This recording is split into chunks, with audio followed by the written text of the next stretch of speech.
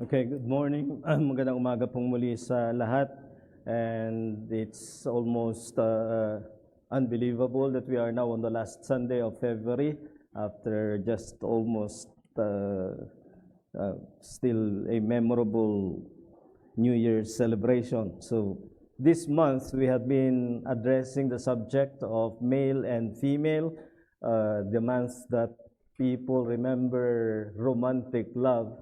We want to establish our theology of male and female. We are not against romantic love as long as it is love that is between male and female and not any other kind of partnership. So this is going to be the conclusion of that.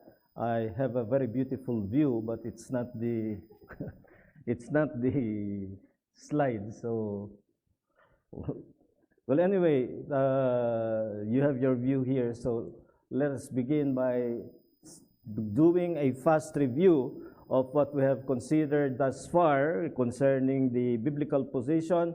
Our biblical position is based on Genesis 1:27, which says that God created man in his own image. In the image of God created he him, male and female created he them. So the origin of the male-female is at creation, and it still perpetuates by way of procreation, this time with human instrumentality. But this male and female creation means two things. First, that male and female are binary, that is, there are no other sexual identity other than male or female. There is no third sexual identity except male and female. And at the same time, we believe in the equality of male and female. And here, there are many false charges leveled against Christianity, which are not true, and we need to correct it. We believe the biblical position, the Orthodox position, is that Christians believe in the equality of man and woman, except that equality for us does not mean interchangeability. Two people can be equal and yet have different functions. And, in chess, I think I don't have, baka sa GMA ko nagamit. In chess, bishop and knight are equal in rank, but they move differently, and on various positions, you may prefer to have the knight or you may prefer to have the bishop, but they are equal, but they move differently. You cannot make the knight move the way a bishop moves, vice versa. Well, that's male and female. They have differences, but they are equal in value, and therefore, as far as we are concerned, there is the only possible sexual identity is either male or female. This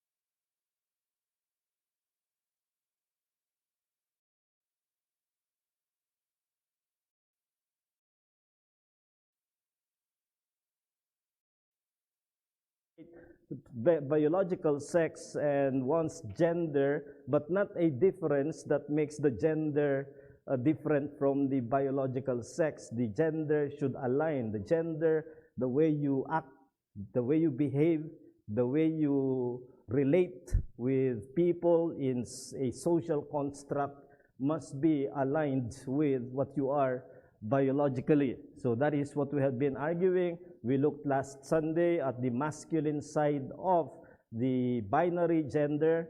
The masculine must be the gender of the male. And we will conclude with the female biological sex should be feminine in her gender. Now, I need to observe that because of the LGBTQ advocacy, it has blurred the distinctiveness of being female or woman. People can no longer answer very exactly and definitively what a woman is. It happened when the latest Supreme Court justice in the United States was having her hearing for appointment in the Senate, and she was asked straightforward question, can you define what a woman is? And she answered, no, I cannot. Can you imagine that? You can no longer define what a woman is because of this LGBTQ advocacy, or I call it insanity. Because of that, the sense of womanhood is lost. Is that a plus for women? No. If you have a high view of women, then failing to define what a woman is in terms of her sexual identity is definitely a denigration of women. So we cannot say that. A book that I would recommend is, again, Nancy Pearcey. I recommended a book of hers last week about the toxic war against masculinity. Another book, in fact, this is a book even before the book I recommended last week, is Love Thy Body. Every Christian should try to obtain this book. Not cheap, but if you buy it in ebook, you can afford it. If you have to buy the print, skip 3 meals and then buy it. But she says, we are witnessing an all-out war, not only on truth, but life, but also on reality itself. So she considers this a war by the LGBTQ advocacy movement to obliterate what womanhood is, what femininity is. So we are not dealing here with something just of a semantic definition. It is an attack against reality. That's how at least she feels this situation. I'll show you another book at the conclusion of this lecture.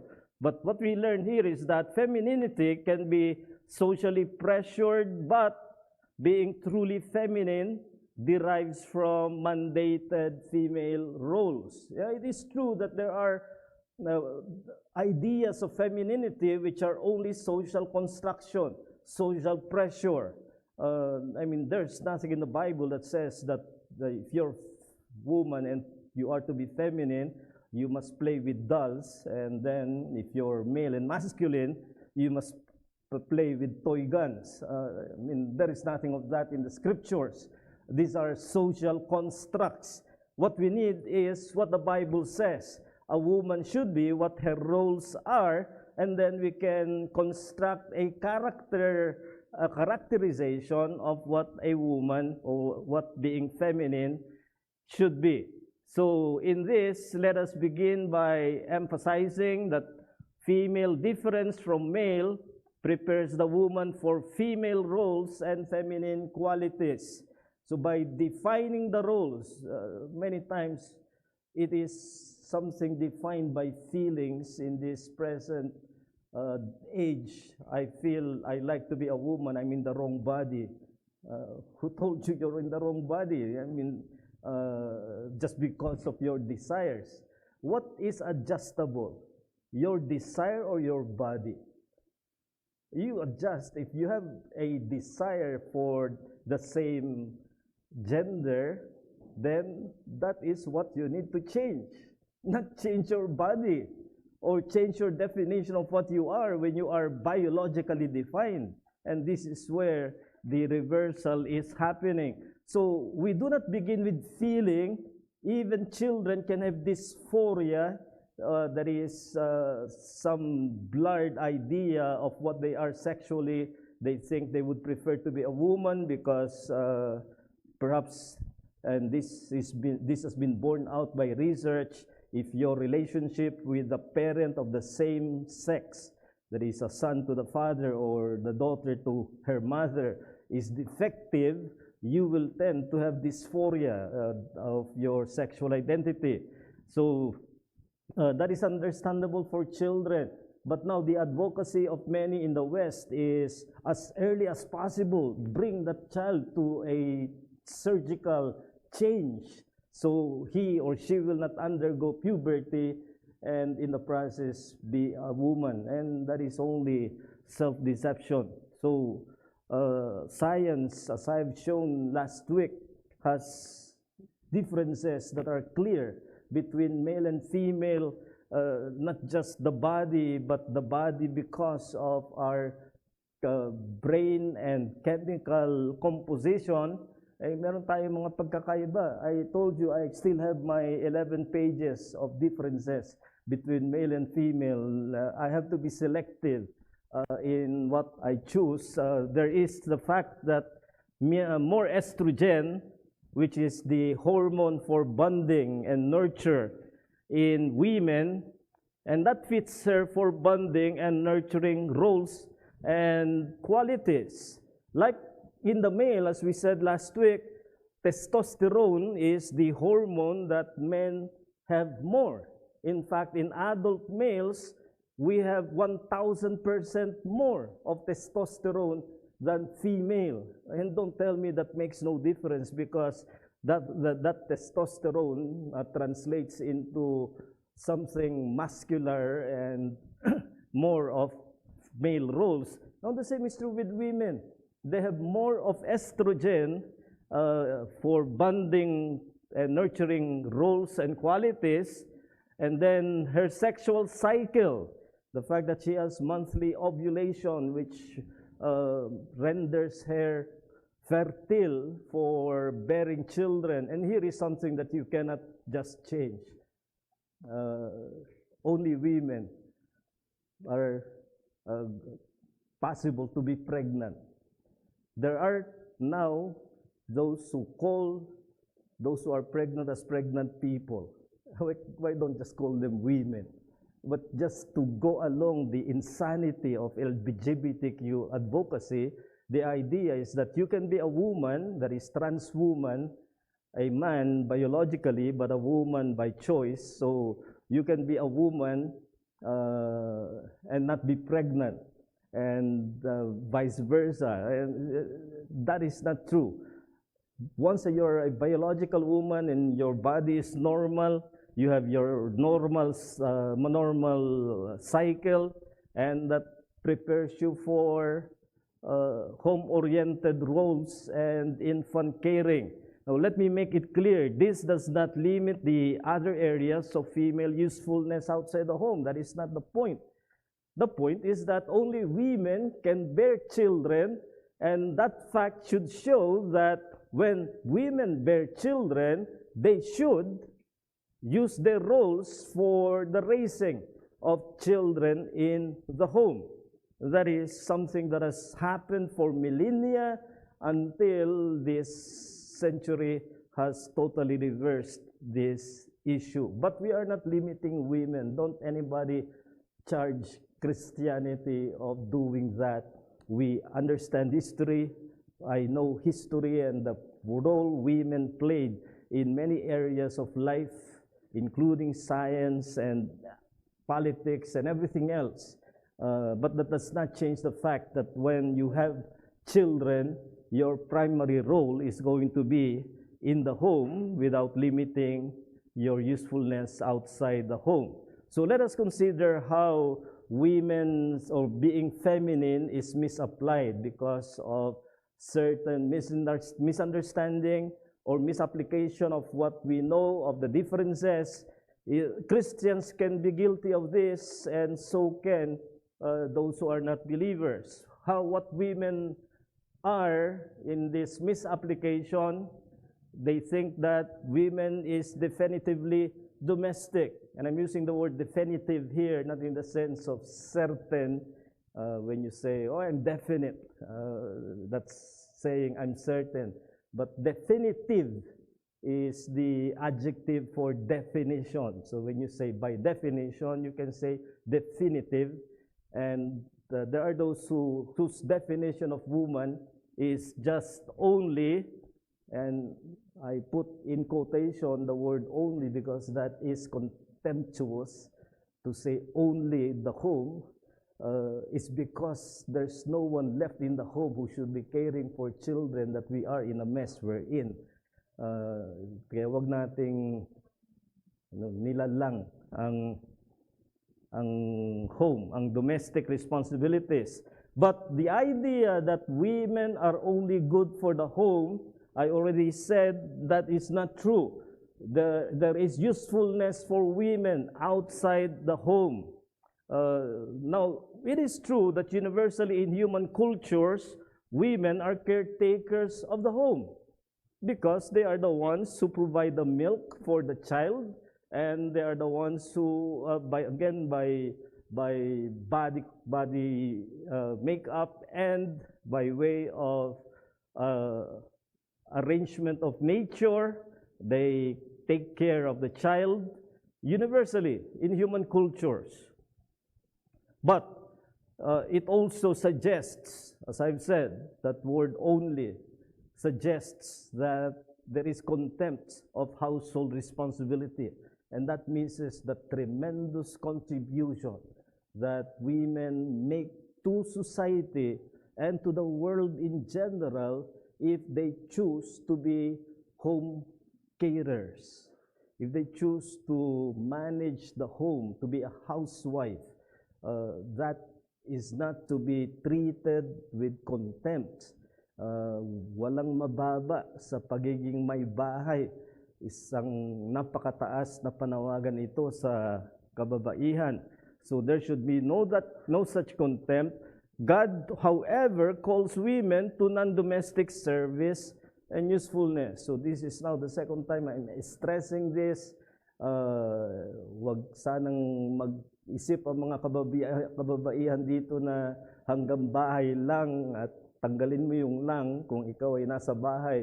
Mataas na panawagan yan.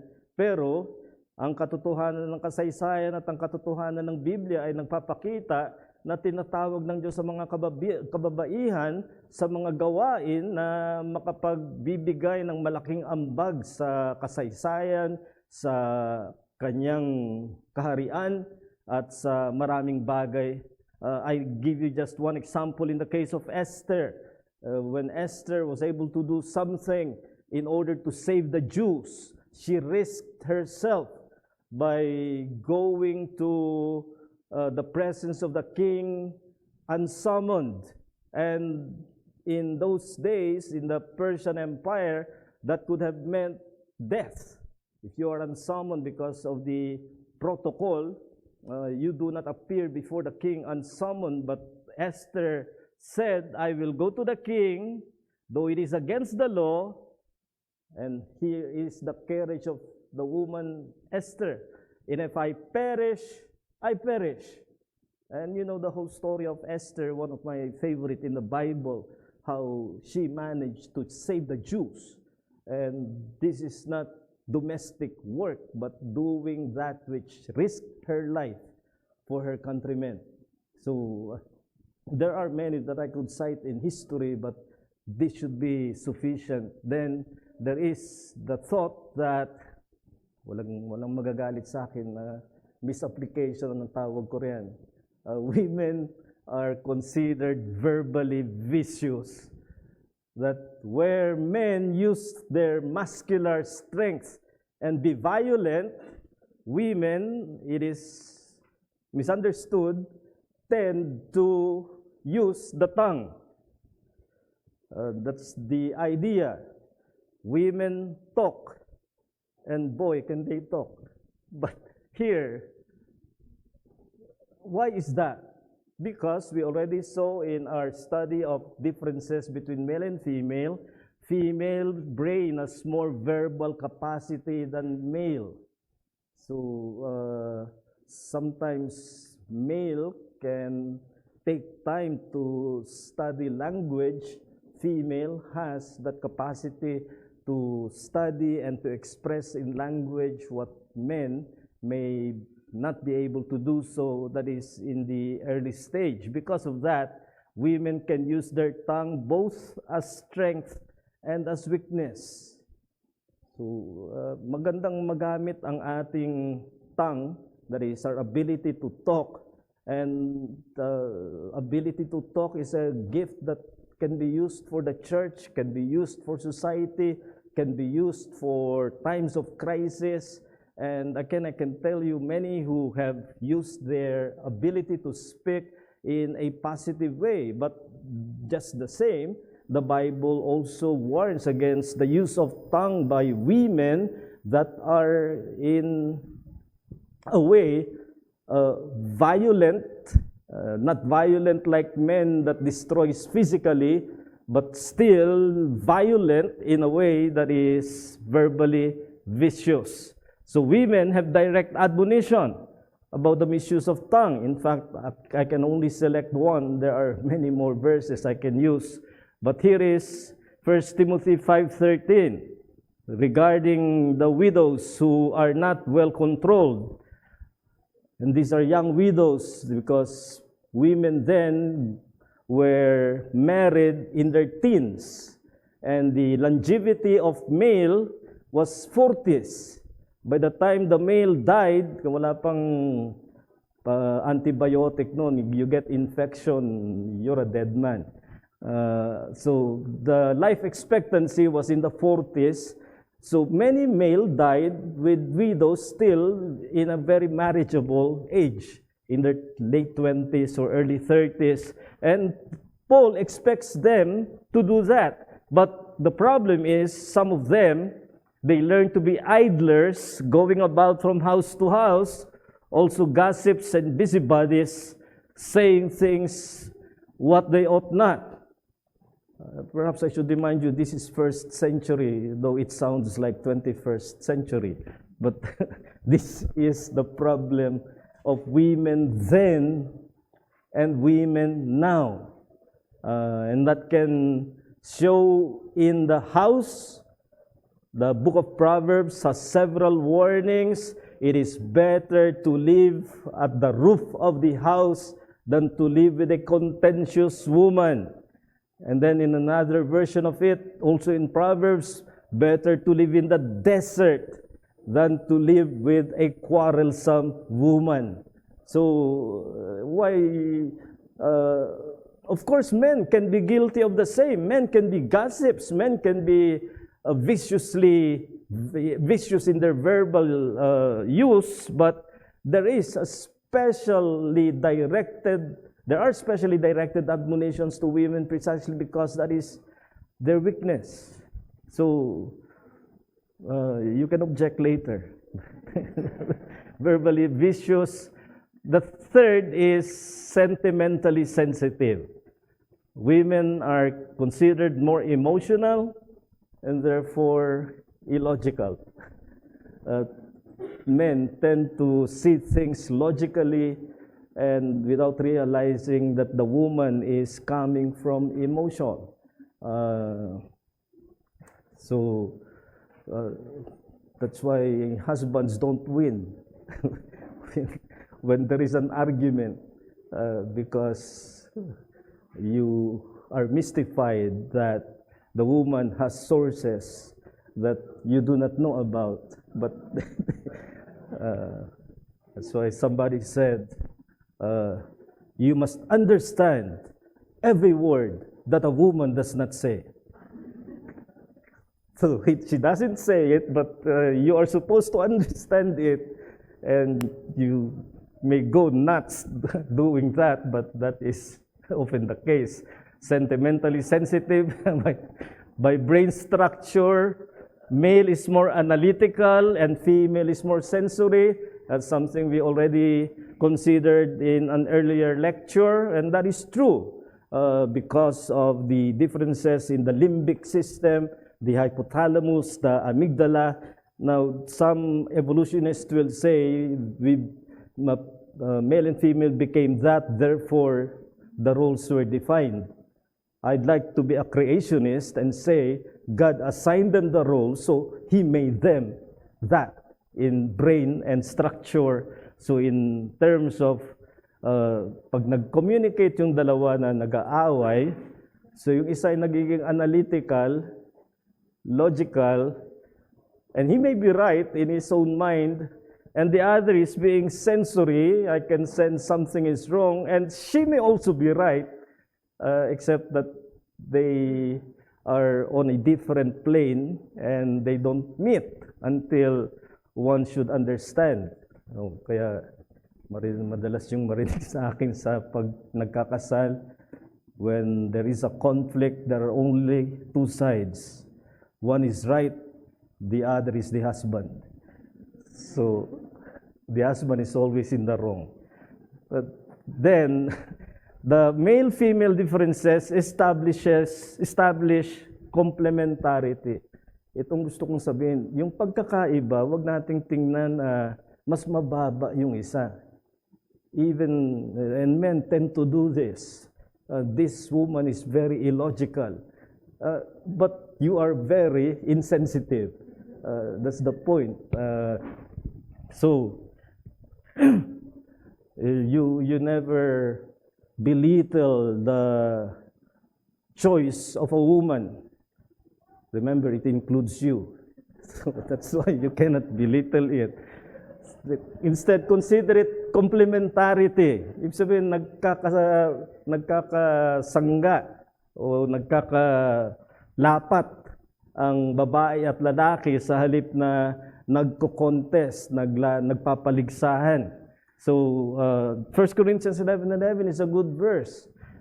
Nevertheless, in the Lord, woman is not independent of man, nor man of woman. That's a very... in the ancient world, you will not hear that because women were chattels. That is, they were just properties. But here, in the first century letter of Paul, he establishes what already is in creation. Man is not independent. Man cannot live without the woman. The woman cannot live without the man. And that is, therefore, something we must reject. The sentimentally sensitive does not make the woman inferior, and the final misapplication is physically portrayed. Women are more oriented to physical appearance. That's the point. Either anyone to challenge that. But that is another direction that women tend to go unless restrained by nature or by grace. Women are more vainglorious about their physical looks. That's why for them, being beautiful is something that makes their day. The book of Proverbs has another statement that I'd rather not say here. But just read Proverbs 11:22. When society tends to affirm this, it objectifies the value of women in their sexual and physical attraction. That is something that society is guilty of. Consider even magazine covers. What will most likely land a cover on a magazine if it is a woman, unless we're dealing with issues of not really of society, but of a special sector like science and other things. But overall, society tends to objectify women in their sexual and physical attraction. And women, sadly, many women are sadly going along. That's where their vainglorious pride is stoked sa pagiging maganda. While beauty is not condemned, let me make that clear, nobody's saying that you are to be a hag. But it is given a lower value to character. In other words, there's a ladder, there's a priority. It's all right to be good as long as you also are of good character. Christians must show this priority of character over beauty. This is what is said of Sarah. Let your adorning be the inner person of the heart, the imperishable beauty of a gentle and quiet spirit. There's the word quiet again. Quiet spirit, it's beautiful for a woman. And above, in the previous verse about apparels, and then you can parallel here 1 Timothy 2:9, which again is about modest apparel and not expensive fashion. So there is a real biblical case for this sinful tendency of women to be vainglorious about physical appearance. But all of this are misapplications. So what should women be in terms of biblical femininity? All these female roles require feminine characters. That's why I'm stressing characters based on their roles. What role God has assigned to them? And I have three to say. First, they are equal partner with mankind. Magkapantay na katambal ng mga kalalakihan. Galatians 3:28 says, there is no male nor female, for you are all one in Christ Jesus. Now let me just explain that. The no male nor female here is not denying sexual differences. It is about salvation by the grace of God, because that includes no slave nor free, nor any ethnicity, and then nor male nor female. What it is saying is that ethnicity, social status, and biological sexual identity, these do not matter when it comes to salvation by grace. We are all saved the same way. In fact, we can extend that by saying, in the matter of salvation by grace, sexual differences are not accounted, but so with creation, sin, and salvation. Male and female are equal partners in creation, in sin, and in salvation. Towards the late 20th century and 21st century, and also in the late 19th century, there came to be a discourse against the vices of men. And men were demoralized. Moralized means tinanggal yung morality nila. Instead of being the moral rulers of society and of the church, that was transferred to women. And men came to be considered naturally immoral, naturally vicious, naturally wrong. And that is something we need to correct. We are all sinners. We are equal in sin, in creation, in sin, and in salvation. So human society, and the Christian community in particular, the church, should demonstrate equality. We are equal here in the church.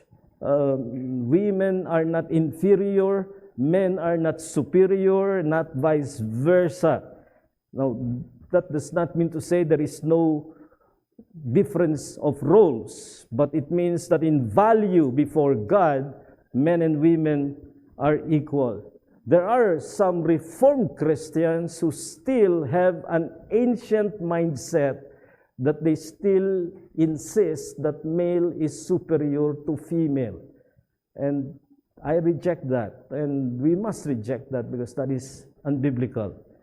So, when married, however, the woman should be the willing housewife in marriage. Not house husband, but the wife. Genesis 2:18, it was after 10 consecutive assessment by God of creation as being good. Suddenly in Genesis 2:18, something is not good. And what is not good? It is not good for man to be alone.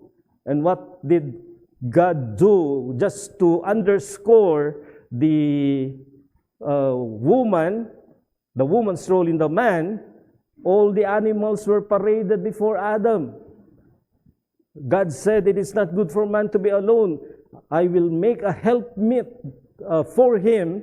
And then all the animals were paraded. The conclusion was, there was no helpmeet among the animals. For animals, change, work. Your work should not be your helpmeet. Your job, your business should not be your helpmeet. Your laptop and video games should not be your helpmeet. God created the woman to be the helpmeet. Now let me explain this helpmeet idea, because this is often misunderstood. In 1 Timothy 5:14, when there is marriage, this is again about widows, bear children, manage their households, and give the adversary no accusation for slander. Slander, that is a bad testimony that the devil can use when it comes to women, is when they are not in the home, building it as the housewife. But here, the husband-wife roles are not determined pragmatically but biblically. So, wag natin sabihin, sinabi ko na last week, mas malaki kita nung babae, so siya na lang magtrabaho. Mas malaki ang darating sa household. Yung lalaki na ang sa bahay. Hindi naman siya, he can't breastfeed or do anything like that. And there is no woman or feminine bonding that the woman is naturally equipped with. So, nothing pragmatic of this sort. But let me just explain the excess of interpreting the woman as helpmeet na sa ibang translation sa Tagalog naging katulong at talagang ginawang katulong ang housewife. In Old Testament Hebrew, ezer, kenegdo, these are two Hebrew words. Helpmeet, one word is a wrong translation. It should be translated help corresponding. So, in the Old Testament, the word ezer is in fact used of God Himself.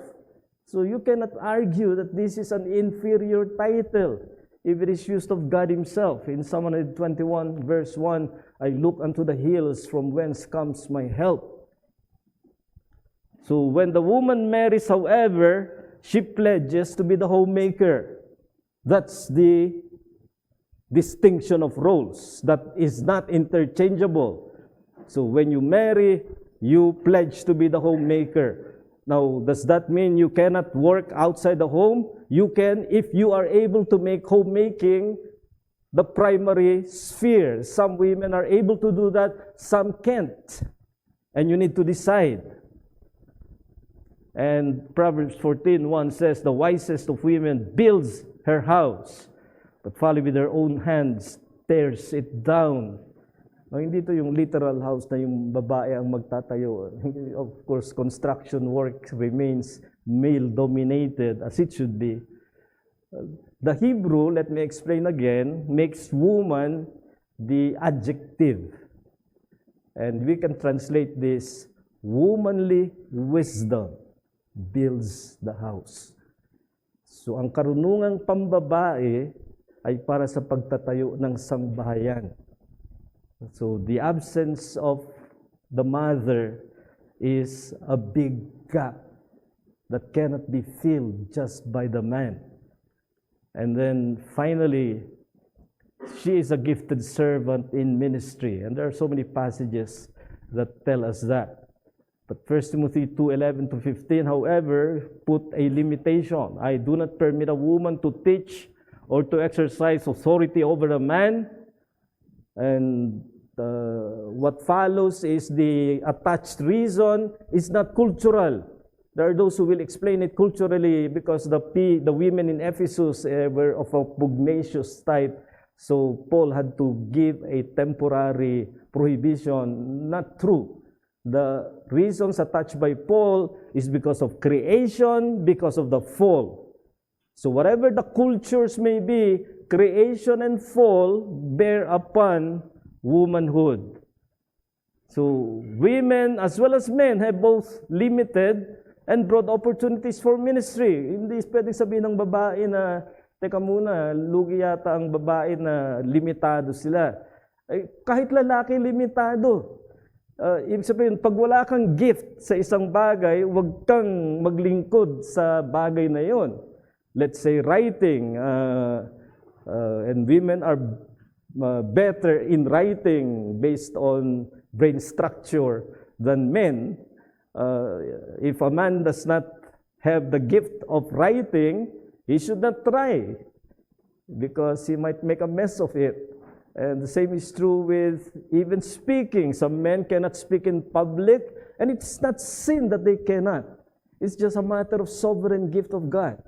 So limitation is true to all, not just to women.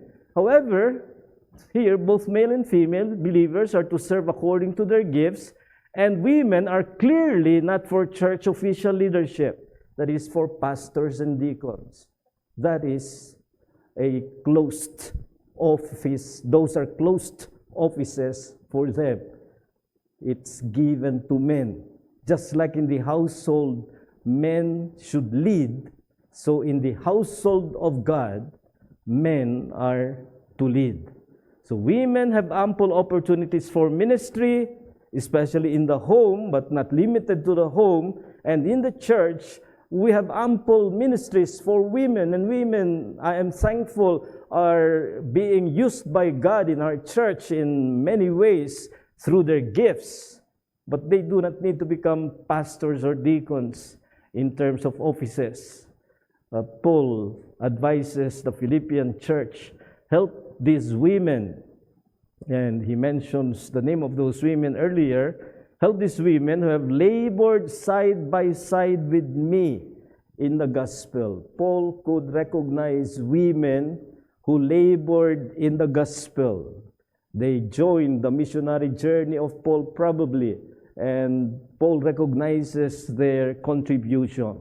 So let me just say, by way of final challenge of God's word, charm is deceitful and beauty is vain. The word vain here means short, brief. It's not saying that it's of no value, but it's brief. Your beauty may be traceable from between your teens or until what age, I will not put a ceiling, but it's brief. There had been celebrities known for their amazing beauty in their prime, and then as they aged, there is a certain direction to losing the beauty of prime. But a woman who fears the Lord, that will not be taken away. She should be praised. So the challenge is accept a special challenge to be women of influence. I close with that book I mentioned, the other reference that is good. It is a documentary, What is a Woman, by Matt Walsh. And in his concluding words, I have to read them all because they are so important. The question, what is a woman, is certainly about sex, gender, biology, social roles, and the like. Yet more profoundly, it is a question about identity. Where do we find our identity? How do we define ourselves? Is identity something we fulfill within the grand and ornate structure of nature, community, duties, and responsibilities, rooted in words like father, mother, son, daughter, friend, or child of God? Or is identity something we define for ourselves from within ourselves? Maybe happiness comes not from making the world affirm who we are, quote unquote, but by becoming who we were created to be. And I say amen to that. Happiness is be what you are created to be, not deceive yourself into becoming what you want to be that you are not. because it's a hopeless quest and a formula for not only unhappiness, but to militate against the purpose of God.